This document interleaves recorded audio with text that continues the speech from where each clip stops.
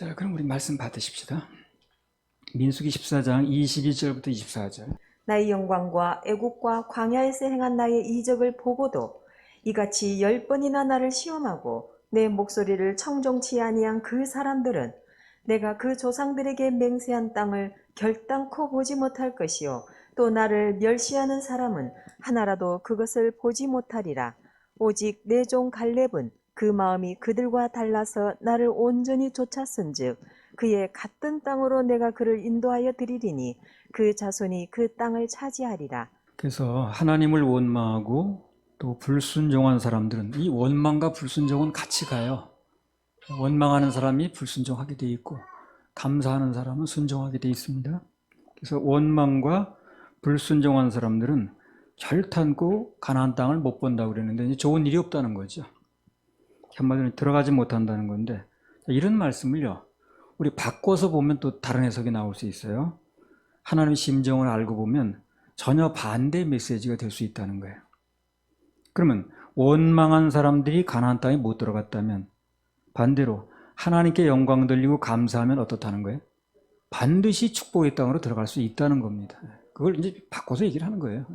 그런 말도 되는 거죠. 그렇죠? 그 레위기 11장에 보면 그 하나님께서 죽은 시체를 부정하게 보신다는 말씀이 참 여러 번 나옵니다. 이제 그런 말씀도요, 주님의 심정을 알고 해석하면 오히려 소망적으로 해석이 가능합니다. 그럼 죽음을 그렇게 싫어하시는 하나님께서 우리를, 믿는 하나님의 자녀들을, 당신의 신부들을 그 무덤에 그냥 내버려 두지 않는다는 거죠. 반드시 살리신다는 겁니다. 그 신부를 이렇게 부정한 상태에 두겠어요? 죽음을 싫어하신다는 그 말 속에는 우리 부활에 대한 확실한 보증이 들어있는 겁니다. 뭐 그런 맥락에서 보면 또 그래요. 오직 하나님만 사랑하라고 그러죠. 하나님만 사랑해라. 그것도 뒤집어서 말하면 그분께서도 오직 우리만 사랑하신다는 표현을 또 그렇게 하는 거예요. 그 전에 협회에서 이제 올인 예물이라고 선포된 적이 있었거든요. 그래가지고 또 어떤 사람이 예물 이름이 그런 게 어딨냐고 시험 잔뜩 들어가지고 화를 번쩍 내면서 갔거든. 근데 그 다음 주에 또 왔어. 안 올 줄 알았더니. 그게 왜 하냐 그러니까 집에 가니까 신문이 한 장이 왔는데, 기독교 신문이, 거기 올인이라는 말이 왜 나오게 됐는가, 그 기도 중에 나온 말이다. 어떤 사람이 참 주님 앞에 기침 한 번만 해달라고 그랬던, 그래서 그 간증 속에 나온 그 연속곡이 올인이라는 거야. 그걸 보더니 야, 이게 올인이 하나님께 기도해서 나온 거네. 또 왔다는 거야. 그래서 그 다음 주에 무슨 예물 이름이 올인이 어디냐고 막 성질내고 갔던 사람. 그랬더니 하나님께서 우리에게 모든 걸 요구하신다는 데 중점이 있는 게 아니에요. 그걸 가지고 뭐 그분이 뭐 쓰는데 뭐 그런 필요해서 그런 게 아니기 때문에. 그래서 우리에 있는 걸 다 털어서 가져와라 하는데 뭐 중점이 있다기보다 그분께서 우리를 위해서 다 걸었다는 얘기입니다. 그게. 그 반대로 볼 수 있어야 돼요. 그래서 모든 걸 다 올인하라는 뜻에는 당신께서 우리들에게 모든 걸 다 건다는 뜻이 있는 거예요. 그분께서 십자가에서 우리를 위해서 모든 것을 다 올인한 결과, 그렇죠? 다 올인하셨죠. 하나님의 뭐 그런 그 모든 거 다 내려놓으셨잖아요. 죄인의 위치까지 내려갔으니까. 그래서 모든 것을 다 올인한 결과 여러분과 나에게, 우리에게 구원의 길이 열린 것입니다. 이런 것 이제 말씀들이 깨달아지면 하나님 마음이 보이죠. 하나님 마음이 보이고 그때부터 이 자발적인 순종이 되어집니다. 민수기 14장 25절. 아말렉인과 가나안인이 골짜기에 거하나니 너희는 내일 돌이켜 홍해 길로 하여 광야로 들어갈지니라. 여기 보면 또 하나님께서 말씀하시길, 아말렉인과 가나안인이 골짜기에 거하니까 너희는 거기 맞닥뜨리지 말고 돌이켜 홍해 길로 해서 광야로 들어가라. 다른 길로 가라고 인도를 하시는 거예요. 우리가 뭐 잘 아는 대로 그래요. 이스라엘 백성들이 이미 하나님 앞에서 원망하다가 그것 때문에 40년 동안 광야에서 헤매고 죽을 운명이 됐습니다. 하나님 그렇게 이제 계획을 하신 거예요. 그런데 그렇게 됐다 할지라도, 그렇다 치더라도 하나님께서는 우선 당신의 자녀들을 어떻습니까? 아말렉과 가나안 사람들로부터는 보호하고 싶으신 거예요. 이런 걸 잘 알아들어야 돼요. 그들 손에 죽게 하고 싶지는 않으신 거라. 그래서 오늘 그들을 피해가라고 하신 거예요. 어차피 죽을 사람들이 뭐 거기 가서 죽으나 여기 똑같은 건데. 이 세상의 부모 마음 다 같은 마음. 아들, 딸이 잘 되라고 행복하라. 그렇죠? 다 그렇습니다. 그래서 비록 내 자식 내가 손댈지언정, 다른 사람이 손대면 싫지요. 똑같은 거예요. 그래. 하나님께 직접 계획 속에 하실지언정 다른 무슨 가나안, 이런 아말렉 이런 사람은 손에 죽게 하고 싶지는 않은 거예요. 그래서 그쪽을 가지 않게 이쪽으로 돌리는 겁니다. 이 말씀을 통해서 주님 심정을 알면 정말 알수록 신기합니다. 알수록 신기해요. 아, 그렇구나. 심정을 모르고 말씀을 보면 다 뭐 까만 건 글씨고 하얀 건 종이고 그렇고, 그 심정을 알면 한 구절 한 구절이 다 그분 마음이 드러나는 거예요. 이게 묻어나는 겁니다. 민수기 14장 26절부터 30절. 여호와께서 모세와 아론에게 일러 가라사대 나를 원망하는 이 악한 회중을 내가 어느 때까지 참으랴. 이스라엘 자손이 나를 향하여 원망하는 바 그 원망하는 말을 내가 들었노라. 그들에게 이르기를 여호와의 말씀에 나의 삶을 가리켜 맹세하노라. 너희 말이 내 귀에 들린 대로 내가 너희에게 행하리니 너희 시체가 이 광야에 엎드러질 것이라. 너희 20세 이상으로 계수함을 받은 자 곧 나를 원망한 자의 전부가 여분네 아들 갈렙과 눈의 아들 여호수아 외에는 내가 맹세하여 너희로 거하게 하리라 한 땅에 결단코 들어가지 못하리라. 예. 불과 며칠이면 들어가는 길이에요. 열하루 길이라고 그랬습니다. 불과 며칠이면 적과 꿀이 흐르는 가나안 땅에 들어갈 수가 있었습니다. 그렇게 먼 길이 아니었어요. 시나이 반도만 지나면 되는 거니까. 근데 원망하다 광야에서 무려 40년간이나 유급이 됐습니다. 유급이 뭐냐면요, 진급이 안 되고 그 자리에 머물러 있는 거예요. 또 똑같은 과정을 반복하는 겁니다. 성경에서 가장 슬픈 장면 중에 하나죠. 그래서 원망이 유급이라면 반대로 감사는 뭐예요, 그러면요? 진급입니다. 진급. 감사는 진급이. 앞으로 나갑니다. 유급과 진급은 뭐 급자랑 비슷한데 그야말로 급이 달라요. 급이 다릅니다. 하늘과 땅 차이입니다. 그래서 좋은 일을 앞두고 있으니까 우리도 말도 조심하고 행동도 조심하고 또 겸손해야 되고 어느 때보다 조심해야 됩니다. 민수기 14장 29절부터 30절. 너희 시체가 이 광야에 엎드러질 것이라. 너희 20세 이상으로 계수함을 받은 자 곧 나를 원망한 자의 전부가 여분네 아들 갈렙과 눈의 아들 여호수아 외에는 내가 맹세하여 너희로 거하게 하리라 한 땅에 결단코 들어가지 못하리라. 네, 그 여분네 아들 갈렙과 눈의 아들 여호수아 외에는 아버지 이름 꼭 붙습니다. 내가 맹세 너희로 거하게 하리라 한 땅에 결단코 들어가지 못하리라. 지난번 말한 대로요, 오직 하던 갈렙과 여호수아만, 오직 그 두 사람만 땅에 들어갔습니다. 오직은 오직하고 통한다고 그랬어요. 옛날에 경찰 간부고생 시험 칠 때 한 40대 1이었거든요, 경쟁이. 어중이 떠중이 와서 40대 1이 아니라 굉장히 실력 있는 사람만 와서 40대 1이에요. 많이 준비를 하고 온 사람들이니까. 한번 연습 삼아 뭐 시험 보는 그런 시험은 아니니까. 그리고 뭐 내가 결혼할 당시에 그 금성이니까 지금 이제 LG입니다. 이름이 바뀌어서. 그 입사 시험을 이제 치를 때 경쟁이 아마 내가 다 세어본 건 아닌데 100대 1도 넘었을 겁니다. 왜냐면 응시자가 안양공고 학교 운동장으로 꽉 찼었으니까. 자, 그러면 오늘 갈렙과 여호수아는 몇 대 1의 경쟁력을 뚫은 건가요? 당시 인구수로 볼 때 최소한 100만 분의 1은 되는 거예요. 이게. 한 200만으로 보는데 100만으로 줄여서 본다 할지라도 2명 들어갔으니까 200만 명이면 100만 분의 1. 그래서 이제 감사하고 주님 바라보면 100만 분의 1의 시험에 합격한 것과 똑같은 대우가 주어진다는 거죠. 그러니까 뭐 그 40대 경쟁 뚫어도 간부가 되는 건데 100만 분의 1의 경쟁을 뚫었으니 얼마나 그 합격 결과가 좋겠습니까? 그래서 그 감사 시험에 합격한 결과가 얼마나 좋은 것인가는 나중에 두고두고 이렇게 나타납니다. 보상이 말할 수도 없어요. 그래서 도처에서 열매들이 이제 나타난다는 거죠. 이게 얼마나 좋은가는 두고두고 보면 알아요. 100만 분의 1의 시험에 합격한 건데 얼마나 대우가 좋겠냐고 그랬어요. 그래서 감사 시험의 합격 열매는 세상에서 무슨 고시 합격한 거에 비할 바가 아닙니다. 우리 천국에 들어가는 것만 해도 어때요? 몇백만 분의 1의 경쟁을 뚫은 거 아니에요?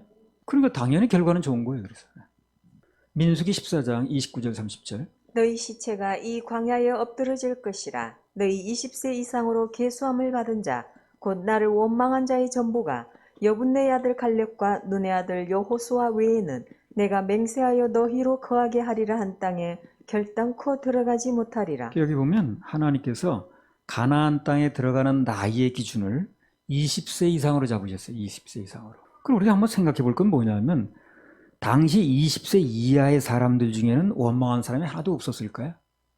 그렇진 않았을 겁니다. 20세 이상은 못 들어간다고 그랬는데 그럼 20세 이하는 들어간다는 얘기인데 그럼 그 20세 이하의 사람들 중에 원망한 사람이 한 명도 없었겠냐 그 말이죠. 그렇지는 않을 겁니다. 자, 민수기 14장 1절에서 3절. 온 회중이 소리를 높여 부르짖으며 밤새도록 백성이 곡하였더라. 이스라엘 자손이 다 모세와 아론을 원망하며 온 회중이 그들에게 이르되 우리가 애굽 땅에서 죽었거나 이 광야에서 죽었다면 좋았을 것을 어찌하여 여호와가 우리를 그 땅으로 인도하여 칼에 망하게 하려 하는고 우리 처자가 사로잡히리니 애굽으로 돌아가는 것이 낫지 아니하랴. 자, 이게 2절은 뭐라 그랬어요? 이스라엘 자손이 다 모세 아론을 원망하며 그랬죠. 다 그랬잖아요. 다. 20세 이상만 아니라 그 이하의 사람 대부분 다 원망에 동참을 한 거예요. 그럼 왜 20세 이하의 사람들은 처벌 대상에서 제외됐을까요? 어리니까. 어리니까. 그렇게 봐주시는 거예요, 하나님께서. 아직 어리다고 봐서 하나님께서 그들에게는 굳이 책임을 묻지 않으신 겁니다. 우리는 어떤 상태가 좋은 거예요, 그러면? 어린아이 상태가 좋은 거예요. 그래서 자꾸 어른 되려고 하지 마세요. 단순하게 받아들이고 단순하게 믿고 단순하게 감동에 순종하고 단순하게 아멘하고 이 단순하게 하는 게 좋은 거예요. 어린아이들은 단순하잖아요. 그 뭐 아이가 뭐 우리 집에 뭐 쌀은 지금 떨어져 가는데 그거 걱정하고 있으면 어린아이가 아니에요. 어린아이는 뭐 엄마 아빠가 가난하든 말든 쪼들리든 말든 뭐 사달라고 막 졸라대는 게 어린아이지 그거 다 걱정하면 어린아이인가. 은찬이가 앉아가지고 이 세상이 이거 참 말세네 이러고 앉았으면 되겠어. 그래서 우리 마음이 단순하게 말씀을 받아들이고 그렇게 은혜 가운데 사는 게 그게 결국은 책임도 면하는 길이라는 거예요. 그게 자꾸 뭐 판단 많이 하고 그냥 그래서 어른 돼서 좋을 건 없습니다. 선악을 알게 하는 나무의 열매, 판단의 열매를 그분께 맡기고 나는 그냥 따라가는 게 좋지. 그걸 내가 다 판단하면 선악을 알게 하는 나무 열매를 내가 또 따오는 거예요. 그래서 낙원이 없는 거예요. 그래서 그때나 이때나 뭐 선악과가 뭐 옛날만 있었던 게 아니라 지금 마찬가지라. 그 판단을 주님께 맡기고 난 따라가면 되는 거예요. 염려 근심 다 맡겨버리라고 그랬으니까. 근데 그걸 내가 다 하고 앉았는 게 그게 선악을 알게 하는 나무 열매를 내가 따온 거예요, 사실은. 그리고 그 사람에게 뭐가 없어요, 그다음부터. 낙원이 없는 거예요. 우리가 이 서울교회 와서 말씀대로 이렇게 살면서 모든 염려, 근심, 걱정을 그분께 맡겨드리면 맡겨진 것만큼 우리는 어떻습니까? 마음에 낙원이 이루어지는 거예요. 행복한 겁니다. 뭐 없어도. 그렇게 되는 사람은 뭐 생활이 그렇게 넉넉해 보이지도 않은데 항상 웃고 뭐 표정이 밝고 그렇더라고. 늘 말하듯 책임을 안 지려면 그 어린아이 같이 되는 게 중요한 겁니다. 아이들처럼 무조건 기뻐하고 찬양만 나오면 은찬이처럼 자동적으로 춤추고 감동 주시면 즉시 순종하고 계산하지 말고 그냥 어린아이처럼 하면 돼요. 그러면 좀 잘못해도 빼주십니다. 좀 잘못해도. 자꾸 우리가 뭐 판단하고 시시비비 가리고 따지고 들려고 그거 좋은 게 아닌 거예요. 민수기 14장 31절부터 33절. 너희가 사로잡히겠다고 말하던 너희의 유아들은 내가 인도하여 드리리니 그들은 너희가 싫어하던 땅을 보려니와 너희 시체는 이 광야에 엎드러질 것이요 너희 자녀들은 너희의 패역한 죄를 지고 너희의 시체가 광야에서 소멸되기까지 40년을 광야에서 유리하는 자가 되리라. 이 세상에서 제일 소용없고 무익한 일이 있다면 인간이 하나님이 하시는 일에 대해서 관여하거나 또 자꾸 무슨 끼어들려고 하거나 역할 분담이 안 돼서 그게 가장 그 무익한 일입니다. 필요 없는 일이에요. 그분 일은 그분께 맡겨드려야 되는데 내가 자꾸 뭐 끼어들려고 한다든가 또 내가 관여해가지고 그 걱정거리를 나눠지려고 한다든가 그게 가장 필요 없는 일입니다. 하나님은 전능하시고 인간은 한없이 무능하거든요. 무능한 인간이 전능하신 하나님 일 끼어들어서 될 게 뭐 있냐는 거예요. 그래서 하나님께 맡기지 못하고 사람이 나서서 자꾸 내가 했던 일은 반드시 불행을 가져와요. 결과적으로. 오늘 이 사람들 보세요. 우리 애들 어떡할 거냐고 저거. 뭐 애들 다 죽게 생겼다고 말이야. 울고 불고 난리 쳤지만 그러나 하나님께서 어떻습니까? 그 반대 현상을 만드셨습니다. 오히려 그 울고 불고 했던 어린애들은 다 들어가게 하셨어요. 가나안 땅에. 그렇죠? 그들이 걱정했던 20세 이하는 전부 가나안 땅으로 다 들어가게 하셨다니까요. 근데 울고 불고 하면서 그냥 막 뭐 갖가지 원망 불평을 늘어놓고 이 애들 어떡할 거냐고 그랬던 사람은 정작 못 들어가는 거예요. 그러니까 그 울고 불고 하고 염려 걱정했던 게 전혀 필요 없었던 거죠. 오히려 자기 인생만 망가지게 만드는 거예요. 그래서 제 애들 어떡할 거냐고 울고 그랬지만 그 아이들은 하나님께 책임지셨어요. 다 가나안 땅에 들어가겠습니다. 그러니까 뭐 아이들 걱정해서 무슨 거는 다 필요 없는 거예요. 그게 아이들 하나님께 맡기면 돼요. 그냥. 그리고 예배 드리게 하면 됩니다. 말씀 듣게 하면 되는 거예요. 그러면 부모가 굳이 육신이 부모가 그렇게 걱정 안 해도 하나님이 그 아이들 책임지시는 겁니다. 이런 건 성경을 보면 애들에 대해서 우리가 할 게 무언가가 나오는 거예요. 그 아이들이 하나님 앞에서 하나님이 경외하는 법과 그리고 예배 드리는 법과 심는 법과 이런 것만 제대로 가르쳐 놓으면 되는 거예요. 그 아이 뭘 걱정, 염려해가지고 그럴 필요가 없고 그래봤자 아무 소용도 없는 겁니다. 창세기 12장 1절 2절 여호와께서 아브라함에게 이르시되 너는 너의 본토 친척 아비집을 떠나 내가 네게 지시할 땅으로 가라.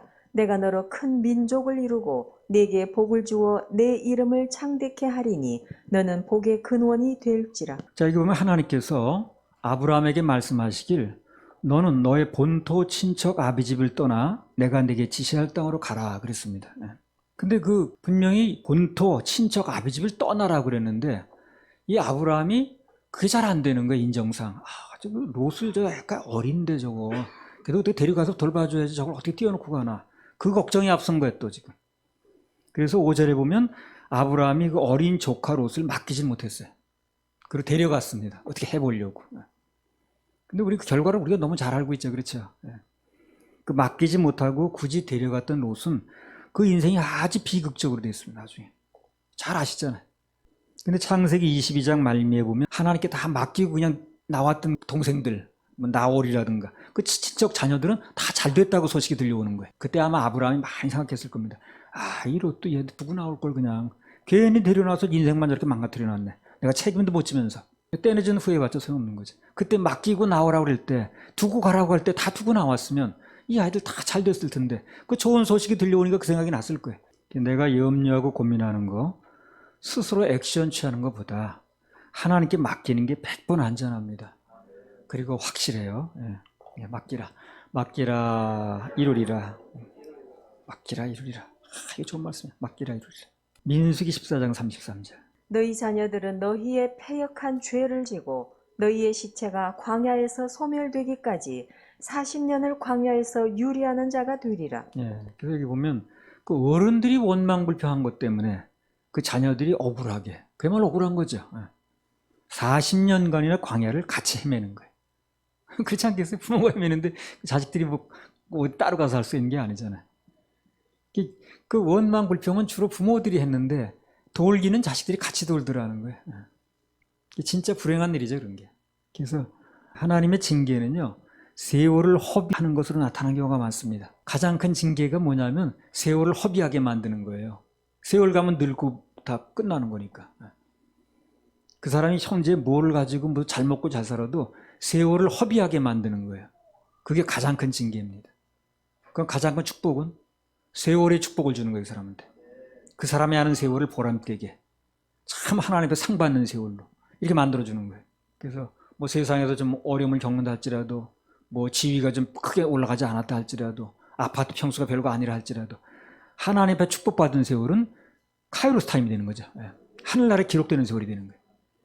심는 것도 마찬가지예요.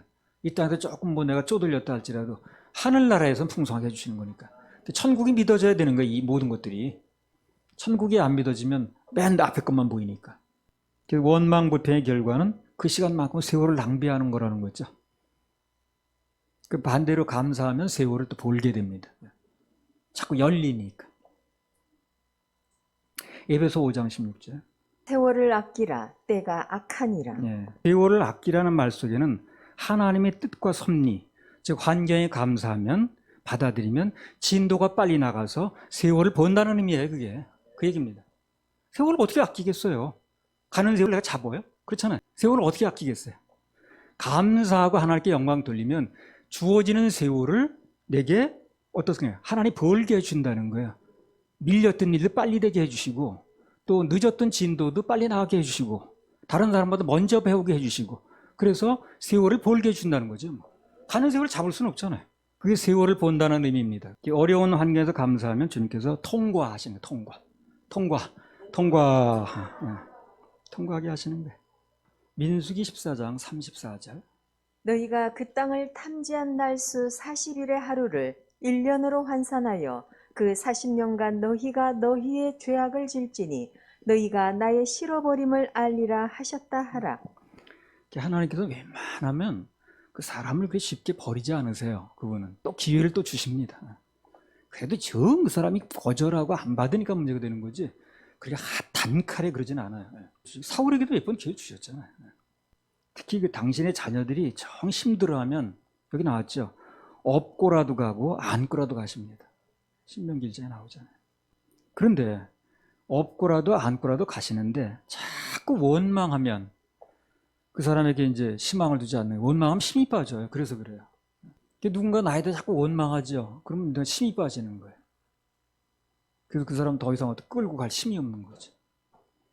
이 원망이라는 게 이제 믿음도 아니고 하나님께 영광 돌리는 것도 이제 아닌 거거든요. 그래서 하나님도 힘이 빠지시나 봐. 그래서 힘들어하면 업고 안고 가시는데 자꾸 원망하고 불평한 사람 광야에 그냥 떨어뜨리는 걸 봐서 그렇죠. 가나안 땅으로 안 들어갔죠. 그냥 떨어뜨리는 걸 봐서 힘드신가 봐요. 그분. 누가복음 17장 17절부터 19절. 예수께서 대답하여 가라사대 10사람이 다 깨끗함을 받지 아니하였느냐 그 9은 어디 있느냐 이 이방인 외에는 하나님께 영광을 돌리러 돌아온 자가 없느냐 하시고 그에게 이르시되 일어나 가라 내 믿음이 너를 구원하였느니라 하시더라. 자, 자기의 문둥병을 고침받았는데 10사람이 그 중에 한 사람이 감사하러 왔다는 거예요. 문둥병이 이제 걸렸을 땐 격리되고 가족도 못 만나고 그랬으니까 고쳐지고 나니까 만날 사람이 많겠죠. 뭐 가족도 만나고 싶고 친구도 만나고 싶고 그렇지 않겠습니까? 다 격리돼 있었으니까. 그게 급한 거야 이 사람들은. 그래서 그냥 가버렸습니다. 근데 그 중에 한 사람이 사마리아인이 이제 감사하러 다시 온 거예요. 근데 예수님께서 감사하러 다시 온 사람에게 뭐라고 말씀하시냐면 내 믿음이 너를 구원했다 그렇게 말씀하셨거든요. 그 감사를 뭘로 보는 거예요? 믿음으로 보는 거예요. 믿음. 감사가 믿음이라면 이제 원망은 불신이죠. 그래서 불합격이기 때문에 아무것도 이제 안 되는 겁니다. 합격해 뭐가 되는 거지 떨어졌는데 뭐가 되겠어요. 믿음은 합격, 불신은 말 그대로 불합격입니다. 그 시험은 합격하고 봐야 되거든. 그 옛날에 낙방거사라고 있죠. 과거 보러 가서 떨어진 사람들. 낙방거사는 괄시가 만만치가 않아. 시합 때 이기고 봐야지 지면 비참합니다. 그 권투 선수 한 보세요. 이긴 사람 그냥 막 뛰어도 좋아하는데 진 사람은 또 벌떡 드러나가지고 아주 극명합니다. 극명해. 명함이. 계시록에도 보면요. 전부 이긴 자에 대한 축복이에요. 이긴 자에 대한 축복이고 이긴 자에 대한 보장이지 진 자에 대한 말은 없습니다. 그 계시록 그 1장 쭉 보세요. 교회 뭐 참 이기는 자들에게는 뭐 하나님 나라의 뭐 기둥이 되게 해주고 그러지 진 자들에게는 그런 말은 없습니다. 민수기 14장 34절. 너희가 그 땅을 탐지한 날수 40일의 하루를 1년으로 환산하여 그 40년간 너희가 너희의 죄악을 질지니 너희가 나의 실어버림을 알리라 하셨다 하라. 그 땅을 탐지한 날수가 있는데 하루를 불합격할 때마다 그 유급기간이 1년씩 늘어나는 걸 볼 수 있어요. 하루 불합격한 게 40일간 그 탐지하고 왔는데 40년으로 늘어난 걸 봐서 불합격한 하루를 실제 1년으로 환산을 하는 거예요. 그럼 반대는 어떨까요? 반대. 축복의 기간이 더 늘어난다고 봐야겠죠. 그러니까 세월을 보는 거예요. 똑같은 1년을 살아도 그 사람에게 1년은 다른 거예요. 다른 사람은 그 무의미하게 그냥 가는 1년이 이 축복받은 사람의 1년은 굉장히 많은 걸 하는 거예요. 많은 축복을 누리게 되고 많은 감사 조건이 넘치게 되고 그러는 거죠. 그래서 하루 불합격할 때마다 유급기간이 1년씩 늘어났다는 거예요. 재수생의 길이 얼마나 고달프다는 것은 해본 사람만 안다고. 한 번 했던 과정을 되풀이하려니까 얼마나 힘들겠어요. 지루하기도 하고. 앞으로 나가야 안 지루하지. 똑같은 걸 반복해 그렇게 하려면 지루하잖아요. 길도 그렇잖아요. 그냥 앞으로 가는 건 좀 덜 지루하지만 갔던 길을 되돌아와서 또 가려고 그래요. 그럼 얼마나 지루한가. 그래서 그들 입에서 나온 그 모든 원망, 불평 그런 결과가 40년 세월을 허비한다는 거. 그걸 그 사람들이 알았더라면 달라졌을 텐데. 몰라서 그랬어요. 그렇죠? 몰라서. 다 몰라서 그러는 거예요. 너나 할 것 없이 다 몰라서 그러는 거죠. 민수기 14장 35절. 나 여호와가 말하였거니와 모여 나를 거역하는 이 악한 온 회중에게 내가 단정코 이같이 행하리니 그들이 이 광야에서 소멸되어 거기서 죽으리라. 예. 그래서 원망하고 불평하고 인내하지 못했던 사람들은 전부 광야에서 소멸된다는 거예요. 소멸. 원래 이제 하나님께서 그래요. 이 광야가 학교거든요. 그래서 원래 했던 그 계획이 뭐냐면 광야는 훈련받고 연단 받아서 빚어져서 가나안 땅에 들어가기 위한 일종의 학교였다고요. 그 학교라는 게 뭡니까? 거기서 훈련 받아서 가르침을 받아서 결국은 어딘가 나가 써먹는 거죠. 예. 훈련도 그렇잖아요. 맨날 학교에서 훈련만 받아요. 훈련 받으면 언젠가는 자대에 배치돼서 어느 보직을 맡아서 거기 가서 뭐 일을 하는 게 원칙 아니겠습니까? 그러니까 광야에서 훈련을 받아내지 못하고 거기서 소멸돼 버리는 게 졸업을 못하는 게 정상은 아니라는 거예요. 그게 지극히 비정상적인 겁니다. 다시 한번 강조하면 광야에서는 어떻게든지 훈련돼서 버텨내서 가나안 땅에 들어가야지 소멸돼서는 안 된다는 겁니다. 할렐루야. 우리 넉넉하게 들어가신 영광의 박수 올려드려요. 민수기 14장 36절부터 38절. 모세의 보냄을 받고 땅을 탐지하고 돌아와서 그 땅을 악평하여 온 회중으로 모세를 원망케 한 사람 곧 그 땅에 대하여 악평한 자들은 여호와 앞에서 재앙으로 죽었고 그 땅을 탐지하러 갔던 사람들 중에 눈의 아들 여호수아와 여분네의 아들 갈렙은 생존하니라. 예. 여기 보면 그 땅에 대해서 악평했던 사람은 다 죽었고 오직 그 땅에 대해서 감사하고 또 하나님 섭리를 인정했던 여호수아와 갈렙만 살아남았다고 그랬어요. 민수기 14장 9절 한번 읽어보세요. 오직 여호와를 거역하지 말라. 또 그 땅 백성을 두려워하지 말라. 그들은 우리 밥이라. 그들의 보호자는 그들에게서 떠났고 여호와는 우리와 함께 하시느니라. 그들을 두려워 말라 하나. 그래서 오직 갈렙과 여호수아만 여호와를 거역하지 말라 이렇게 말을 했는데 38절에 보니까 그 땅을 탐지하러 갔던 사람들 중에 오직 눈의 아들 여호수아와 여분네 아들 갈렙만 생존했다. 오직 그들만 가나안 땅에 들어갔다는 거예요. 그게 말대로 됐다는 거죠. 그래서 여기서 이제 우리가 강력하게 이제 메시지를 받을 수 있는 게 뭐냐면 이 감사하는 게 최후 생존 전략이더라고. 살아나려면 그렇게 해야 되더라고. 불평하면 가나안 땅을 눈에 보고도 그 앞에서도 못 들어갔듯이 차려놓은 밥상도 내 것으로 못 누린다고 봐야지. 그래서 극한 상황일수록 살아날 수 있는 확실한 길이 주어진 환경에 대해서 감사하는 거죠. 생존 전략이라는 거예요. 그 사도행전 16장에 보면 옥에 갇혀서 그 죽음 직전에 있었던 바울과 실라가 다시 석방되는 그런 이제 기적이 일어나는데 그 원인이 뭔가 거기 나왔어요. 한번 읽어보겠습니다.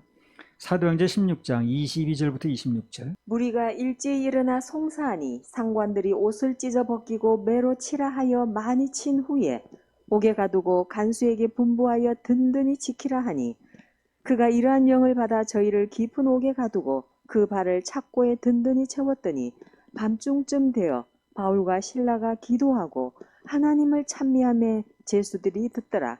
이에 호련히 큰 지진이 나서 옥토가 움직이고 문이 곧 다 열리며 모든 사람의 매인 것이 다 벗어진지라. 그러니까 원망할 수밖에 없는 환경에서 감사하면 질 높은 감사라고 그랬죠. 질 높은 감사. 이제 그런 감사가 나온 거예요, 이 사람들이. 딱 원망할 환경이죠. 자기는 나 잘못한 게 없어요. 전도하고 또 그 귀신 들린 사람 쫓아내고 뭐 이렇게 이제 하나님 앞에 상 받을 일 한 겁니다. 근데 실제 일어난 현상은 뭡니까? 감옥에 갇히고 매 맞고 뭐 그런 거 아니에요? 그러니까 이제 그 원망하고 불평할 상황이죠, 상황은. 그래서 그런 상황에서 오히려 찬미하고 감사를 하니까 그 질 높은 감사가 된 거예요. 그래서 감옥에 호련히 큰 지진이 나고 옥토가 움직이고 문이 열렸다는 거예요. 문이 열렸어요. 모든 사람이 매인 것이 다 풀어졌다고 그랬거든요. 그러니까 그런 질 높은 감사는 풀어지게 하는 역사가 나오죠. 만약 그 사람들이 거기서 야, 이게 무슨 팔자가 이러냐 이거 정말 맨날 다 그 전도하고 우리 그냥 삶을 포기하면서까지 이렇게 주님 일했는데 돌아오는 건 매 맞는 것밖에 없네 이거. 감옥에 갇히는 것밖에 없네. 그러고 앉았더라면 아마 다 죽었을 겁니다 거기서. 기적이 안 일어나면 감옥에 죽는 거지 뭐. 그래서 그 감사라는 게 결정적인 때 그런 극한 상황에서 하나님께서 우리 생존 전략으로 주신 이제 비밀 병기라고 보면 돼요. 끝까지 감사하고 붙어 있는 사람이 생존에서도 잘 될 겁니다. 생존할 거예요. 그리고 그 사람이 가나안 땅에 들어가서 다 누릴 겁니다. 다시 살 길. 할렐루야. 하나님께 영광의 박수 올려드립니다.